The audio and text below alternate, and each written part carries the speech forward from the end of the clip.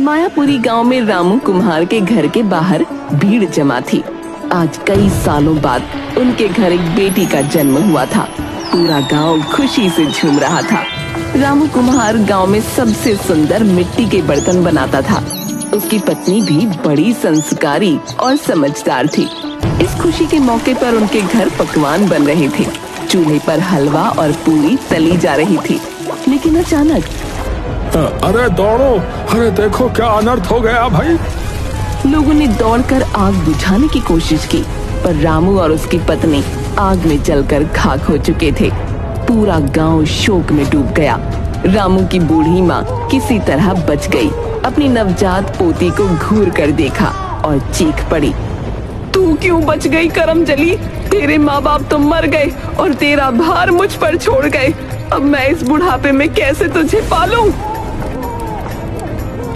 गांव का मुखिया आगे आया। अरे अम्मा, अरे कैसी बातें कर रही हो? ये तुम्हारी अपनी पोती है, तुम्हारी बुढ़ापे की लाठी बनेगी। लाठी? ये मेरे बेटे बहू को खा गई, अब तो मुझे भी खा जाएगी। अम्मा चिंता मत करो, जब तक ये बच्ची बड़ी नहीं हो जाती तब तक मंदिर से इसे दोनों समय का खाना मिलेगा। तुम इसकी देखभाल करो, ये तुम्हारा ही खून है। दादी कुछ न बोली।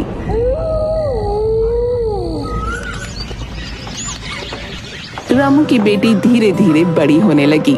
गांव वालों ने उसका नाम मुन्नी रखा। जब वो 3 साल की हुई तो रोज सुबह मंदिर जाने लगी। वहाँ वो अपने छोटे छोटे हाथों से मंदिर की सफाई करती, भगवान कार्तिकेय की मूर्ति को फूलों से सजाती और उनसे बातें करती। एक दिन वो मूर्ति के सामने बैठी और मासूमियत से बोली, भगवान, अम्मा और बाबू को तुमने अपने पास क्यों बुला लिया? दादी भी मुझसे प्यार नहीं करती, तुम तो मुझसे प्यार करते हो ना? लेकिन भगवान की मूर्ति से कोई जवाब न आया। मंदिर के पुजारी उसकी श्रद्धा देखकर प्रसन्न होते और उसे भोजन के लिए पत्तल में प्रसाद रख देते। बेटी, तू कितनी दयावान है, इतनी श्रद्धा से भगवान के मंदिर की सफाई का कार्य करती है। कार्तिकेय महाराज एक दिन तुझे तेरे सवालों के उत्तर अवश्य देंगे बेटी। मुन्नी खुशी खुशी खाना लेकर घर जाती, लेकिन घर पहुंचते ही दादी उसमें से आधा खाना खुद खा जाती। तेरे भाग्य में तो भूखी लिखी है, इतना अच्छा खाना क्यों अकेले खाएगी? मुन्नी कुछ न बोलती, बस चुपचाप बैठकर जो बचता वो खा लेती। जब मुन्नी सिर्फ 5 साल की थी, दादी ने उसे घूरते हुए कहा, तेरा बाप इतनी सुंदर बर्तन बनाता था कि दूर दूर से लोग उसके घड़े खरीदने आते थे। चल तू भी बर्तन बनाना सीख, अब तू बड़ी हो गई है, मेहनत करेगी तभी तो हम दोनों का पेट भरेगा। कब तक भीख मांगकर जिएंगे? 5 साल की नन्ही सी मुन्नी, जो अभी तक मिट्टी से खेलने की उम्र में थी, अब मिट्टी से बर्तन बनाने की जिम्मेदारी उठाने लगी। वो दिन भर अपनी छोटी छोटी उंगलियों से चाक पर मिट्टी के घड़े और दिए बनाने की कोशिश करती। जहाँ गांव के बच्चे खेलते, वहाँ मुन्नी मिट्टी के बर्तन बनाने में जुटी रहती।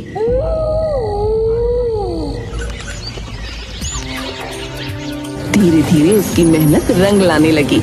उसने इतने सुंदर घड़े बनाना सीख लिया कि लोग उसकी तारीफ किए बिना नहीं रहते। हर घड़ा ऐसा चमकता मानो किसी ने जादू से बनाया हो। लेकिन गांव वालों ने उसकी इस मेहनत की इज्जत करने के बजाय उसका फायदा उठाना शुरू कर दिया। एक दिन गांव का बनिया दुकान के बाहर बैठा था। जब उसकी नजर मुन्नी के घड़ों पर पड़ी, वो मुस्कुराते हुए उसके पास गया।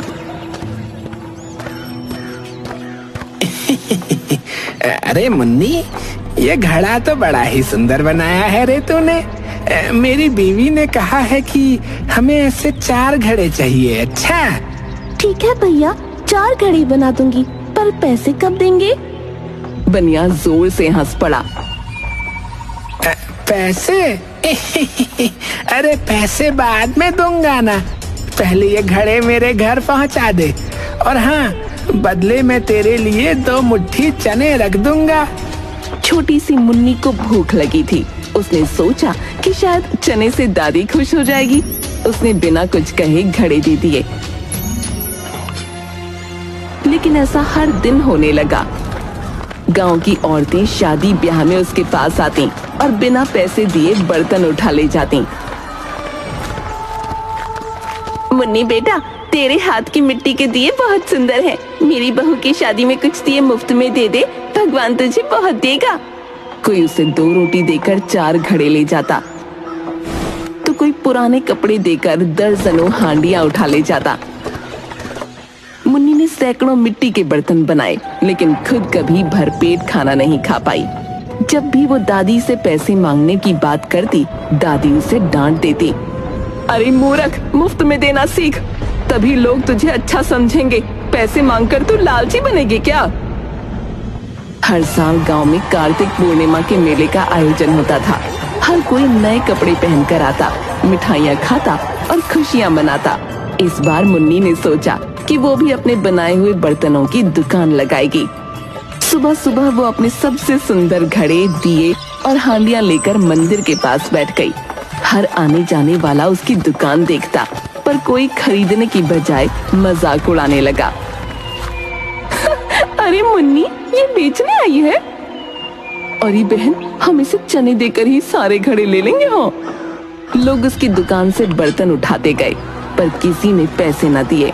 जब मेला खत्म हुआ तो मुन्नी ने देखा कि उसकी दुकान खाली हो चुकी थी, लेकिन हाथ में 1 पैसा भी नहीं था।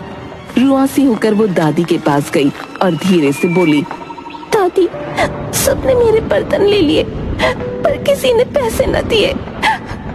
तू ही मूर्ख है, मैंने तुझे पहले ही कहा था, दुनिया मुफ्त की चीजों की कदर न करती। अब भूख लगी हो तो ये मिट्टी खा ले। मुन्नी की आंखों में आंसू आ गए। उसने आकाश की ओर देखा और भगवान से पूछा, क्या भगवान भी मुझे इसी तरह आजमाते रहेंगे?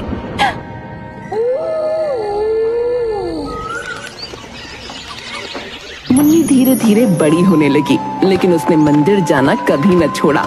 वो हर दिन मंदिर की सफाई करती, भगवान की मूर्तियों को फूलों से सजाती और उनसे बातें करती। जब भी घर में बर्तन इतने ज्यादा हो जाते कि रखने की जगह न बचती, तो वो उन्हें मंदिर में जाकर लोगों को उपहार में दे देती। एक दिन पुजारी ने उसे रोककर पूछा, बेटी, तुम इतनी मेहनत से ये बर्तन बनाकर उन्हें मुफ्त में क्यों दे देती हो? पुजारी काका, भगवान मेरे मित्र हैं और ये उपहार मैं अपने मित्र को देती हूँ। इसके बदले में कभी न कभी मेरा मित्र भी तो मुझे उपहार देगा ना। उसकी मासूमियत देखकर पुजारी की आंखें नम हो गईं। उन्होंने भगवान से प्रार्थना की, हे भगवान, ये बच्ची इतनी निर्दोष और दयालु है, इसे भी इसका हक मिलना चाहिए प्रभु। इसी तरह मुन्नी का जीवन चलता रहा। बस अब वो हर सुबह दादी की गालियां सुनती, मंदिर की सफाई करती और फिर बर्तन बनाती। दिन भर मिट्टी के बर्तन बनाने के बाद भी उसकी झोपड़ी खाली रहती थी, लेकिन दिल उम्मीद से भरा रहता था। उस रात तेज बारिश हो रही थी, ठंडी हवाएं झोंके मार रही थीं। झोपड़ी के छप्पर से टपकती पानी की बूंदों की आवाज के साथ बिजली बार बार चमक रही थी। घर में खाने के लिए सिर्फ 2 रोटियां और थोड़ी सी चटनी थी। बूढ़ी दादी 1 रोटी खाकर चटाई पर सो गई और खर्राटे लेने लगी। तभी अचानक दरवाजे पर जोर जोर से खटखटाने की आवाज आई। मुन्नी डरकर उठ बैठी। उसने दादी की तरफ देखा। दादी ने करवट बदली और आंखें खोलकर गुस्से से बोली, बैठी क्या है, जाकर दरवाजा क्यों नहीं खोलती? हो सकता है कोई राहगीर हो। हमारे पास तो लूटने के लिए है भी कुछ नहीं, बेचारा कुछ देकर ही जाएगा। जा दरवाजा खोल।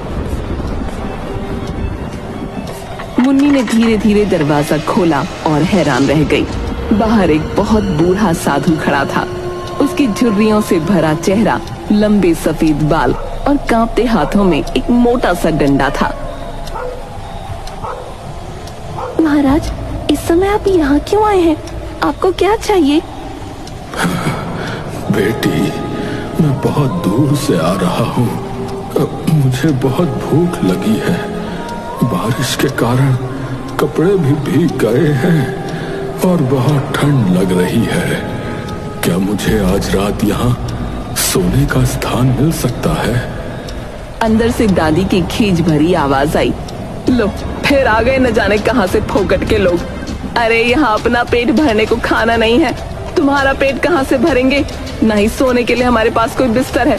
तुम्हारे लिए ये अच्छा होगा कि 9-2-11 हो जाओ। दादी की बात सुनकर साधु उदास हो गया। उसने जाने के लिए अपना डंडा संभाला ही था कि मुन्नी ने चुपके से इशारा करके उसे अंदर बुला लिया। साधु ने झोपड़ी के बरामदे में बैठते ही चारों ओर नजर दौड़ाई। बेटी, ये पूरा घर बर्तनों से क्यों भरा हुआ है? कितने सुंदर घड़े, हांडियां और दिए हैं। तुम इन्हें बेचते क्यों नहीं?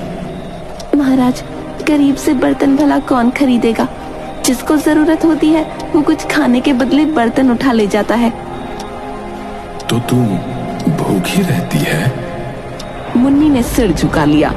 आप बैठिए, मैं आपके लिए खाना लाती हूँ। मुन्नी ने अपने हिस्से की एकमात्र रोटी और चटनी लाकर साधु के सामने रख दी। महाराज, इस समय मेरे पास सिर्फ यही है, दया करके इसी से काम चलाइए। साधु ने भोजन ग्रहण किया और पेट पर हाथ फेर कर जोर की डकार ली। फिर उसने अजीब सा मुंह बनाते हुए पेट पर हाथ रखा। बेटिया, बहुत स्वादिष्ट भोजन था।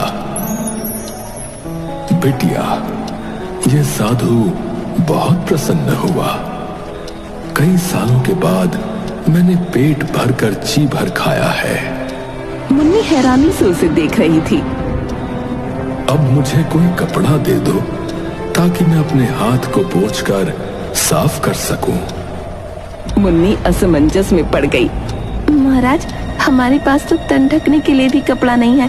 आपको पोंछने के लिए मैं कपड़ा कहाँ से दूं? अगर आप चाहें तो मेरे बालों से खुद को साफ कर सकते हैं। साधु ने ये सुनते ही ठहाका लगाया। बेटिया, तो सच में बहुत प्यारी और त्याग की मूर्ति है।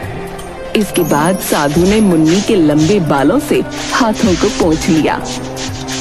बेटिया, आज के बाद तेरा जीवन बदल जाएगा, लेकिन पुराने मंदिर को स्वच्छ करना मत भूलना।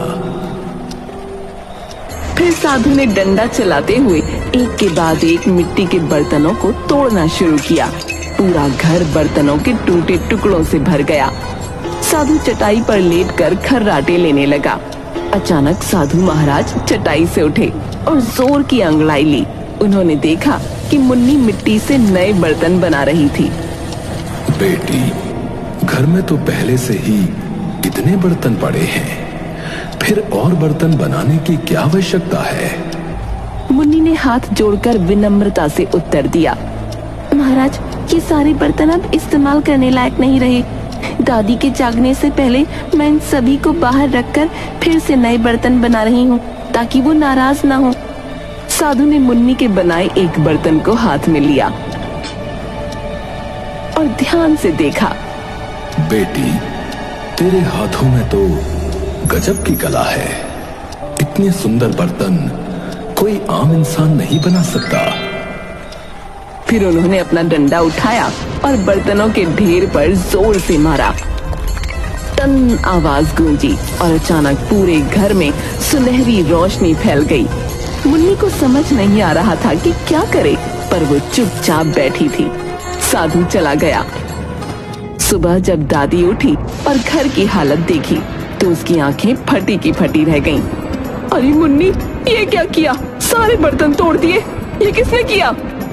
मुन्नी सहम कर चुपचाप खड़ी थी, लेकिन तभी कुछ चमत्कार हुआ। जैसे ही दादी ने एक घड़ा उठाया, वो सोने का बन चुका था। एक एक कर घर के सभी बर्तन मिट्टी की जगह सोने में बदल गए। दादी की हैरानी का ठिकाना न रहा। मुन्नी, जल्दी बता, वो साधु कौन था? क्या उसने कोई जादू किया? दादी, मैंने तो बस उसे अपने हिस्से की रोटी खिलाई थी। शायद भगवान ने मेरे लिए उपहार भेजा था। अब मुन्नी की किस्मत बदल चुकी थी। वो अब सिर्फ गरीब लड़की नहीं थी, बल्कि भगवान की सबसे प्यारी भक्त बन चुकी थी। सुबह होते ही दादी ने सोने का कुछ हिस्सा बचाया और बाकी खजाने को झोपड़ी के तहखाने में छुपा दिया। धीरे धीरे मुन्नी की झोपड़ी एक भव्य हवेली में बदल गई। अब उसके पास खूबसूरत कपड़े, अच्छा भोजन और आरामदायक जीवन था, लेकिन उसने अपनी सादगी और ईमानदारी न छोड़ी। वो अब भी रोज मंदिर की सफाई करती और सुंदर बर्तन बनाती। फर्क बस इतना था कि अब उसके बनाए हुए बर्तन खरीदने लोग दूर दूर से आने लगे थे। अब मुन्नी जवान हो चुकी थी। उसके सुनहरे बालों की वजह से पूरा गांव उसके बारे में चर्चा करने लगा। हर कोई उससे शादी करना चाहता था, लेकिन मुन्नी ने एक शर्त रख दी। मैं सिर्फ उसी से विवाह करूंगी जो मुझे ये बताए कि मेरे बाल सोने के कैसे हो गए। गांव के कई अमीर युवक आए, लेकिन कोई भी इसका उत्तर न दे सका। मंदिर की सफाई करने के बाद मुन्नी को अचानक नींद आ गई। वो भगवान कार्तिकेय की मूर्ति के सामने ही सो गई। सपने में भगवान कार्तिकेय प्रकट हुए और बोले, मुन्नी, तूने सदैव अपनी मित्रता निभाई है। 3 साल की उम्र से तू मेरे मंदिर की सफाई करती आ रही है। 5 साल की उम्र से अपने बनाए बर्तन मेरे भक्तों को दान देती है। तेरे घर जाकर मैंने तुझे उपहार दिया। तेरे हर बर्तन में सोना भर दिया और तेरे बालों को सोने का बना दिया। ये तेरा पुरस्कार है। मुन्नी ने भगवान के चरणों में सिर झुका दिया। मुन्नी की आंख खुली तो वो हैरान रह गई। उसने तुरंत भगवान कार्तिकेय की मूर्ति के चरण पकड़ लिए। उसकी आंखों से आंसू बहने लगे और वो गदगद स्वर में बोल उठी, प्रभु, आप सच में आए थे। मैं आपको पहचान न सकी, न आपको बढ़िया भजन सुना सकी, न ही आपके लिए कोई आरामदायक आसन बिछा सकी। तभी आकाशवाणी हुई। पूरा मंदिर प्रकाश से भर गया। भगवान कार्तिकेय की मधुर वाणी गूंज उठी, मुन्नी, तूने सच्चे हृदय से मेरी सेवा की है। अपने हिस्से का भोजन मुझे अर्पित किया। अपने परिश्रम से बनाए बर्तन मेरे भक्तों के लिए समर्पित किए। मैं तुझसे अति प्रसन्न हूं। मैं तुझे आशीर्वाद देता हूं। आज से तू इस नगर की महारानी बनेगी और अब जीवन में तुझे कभी कोई कष्ट नहीं होगा। लेकिन उसके मन में एक सवाल उठ खड़ा हुआ। तो क्या प्रभु, अब आप मुझसे मित्रता खत्म कर देंगे? एक बार फिर आकाश से भगवान की वाणी गूंजी, पगली लड़की, भक्त और भगवान की मित्रता कभी समाप्त नहीं होती। मैं हर वर्ष कार्तिक पूर्णिमा के दिन तुझसे भेंट करने आऊंगा। अब जा, सुख के दिन तेरी प्रतीक्षा कर रहे हैं। और सुन, तेरा वर तुझे लेने आया है। मुन्नी तेजी से मंदिर से बाहर आई। बाहर निकलते ही उसने देखा कि राजा हाथ जोड़े खड़े थे। मुन्नी, मैंने सब कुछ सुन लिया है। अब मैं तुम्हारे सुनहरे बालों का रहस्य भी जान चुका हूं। तो क्या तुम मुझसे विवाह के लिए तैयार हो? मुन्नी ने राजा की आंखों में देखा। वहाँ सच्चा प्रेम और सम्मान झलक रहा था, लेकिन वो जानती थी कि उसे अपनी भक्ति और अपनी कला को कभी नहीं छोड़ना चाहिए। महाराज, अगर आप मुझे अपने हाथों से बर्तन बनाने से कभी नहीं रोकेंगे और हर साल कार्तिक पूर्णिमा को इस मंदिर में आकर वो बर्तन भक्तों में बांटने देंगे, तो मुझे आपकी हर शर्त मंजूर है। राजा ने बिना एक पल की देरी किए सिर झुका दिया और मुस्कुराकर बोले, रानी मुन्नी, मैं तुम्हारी हर शर्त सहर्ष स्वीकार करता हूँ। तुम्हारी भक्ति और सच्चाई के आगे मैं सिर झुकाता हूँ। इसके बाद राजमहल में धूमधाम से मुन्नी और राजा का विवाह हुआ। जो कुम्हार की अनाथ बेटी थी, उसने गरीबी और तिरस्कार झेला। वो अपनी सच्चाई, मेहनत और भक्ति के कारण एक शहर की रानी बन गई। लेकिन उसने कभी अपनी पहचान और भगवान से अपनी मित्रता को नहीं छोड़ा। हर साल कार्तिक पूर्णिमा के दिन वो अपने हाथों से बनाए मिट्टी के बर्तन मंदिर में दान करने आती और भगवान कार्तिकेय के भक्तों में बांटती। और तब मंदिर में एक दिव्य आभा प्रकट होती। ये भगवान की मौजूदगी का संकेत है।